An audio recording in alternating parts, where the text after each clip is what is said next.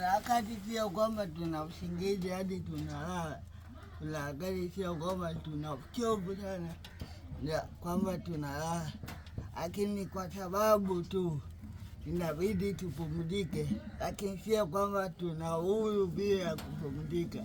Hali yetu hairuhusu sisi kuwa na nguvu ya kupumzika.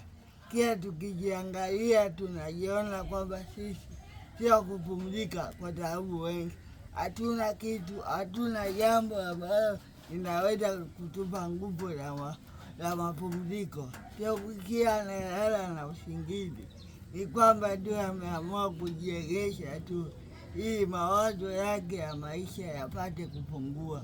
Kwa sababu sio kila mtu ambaye analala barabarani anataka, ila ni kwa sababu tu ibidi iwe hivyo. Maisha yetu tunajua sisi wenyewe na Mungu wetu ni uzima tu ambao tulio nao, ambao sisi tunashukuru Mungu kwa hilo. Lakini ukisema kuhusu mapumziko, hiyo inakuwa hapana. Tunajiona kama hatufai sana kupumzika, tunajiona kwamba hatufai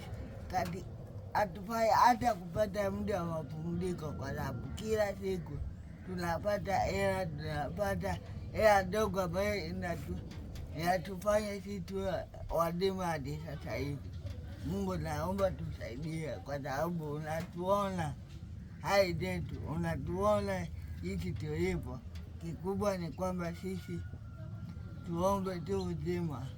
Kila tukiangalia watu wanaondesha magari barabarani, kila tunapoangalia kwamba watu wanafanya vitu makubwa sana, tunajiona kwamba sisi tulikuwa hatuna haja ya kudaiwa, kwa sababu wazazi wetu walitutupa, wazazi wetu walitutelekeza, na sisi tukaamua tukimbilie mjini, tukadhani kuwa huku tutapata msaada, lakini sivyo hivyo.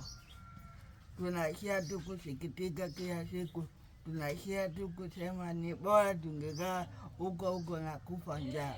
Lakini ndio imetokea, inabidi tuamue kuishi hivyo. Lakini Mungu tusaidie, kwa sababu hatuone haja ya kupumzika. Kila siku ikifuata tunaona kwamba sisi tunafaa kufa tu, lakini kwa sababu Mungu na malengo na sisi, naomba tupe hai, au tupe msaada wako, kwa sababu bila wewe hatuwezi.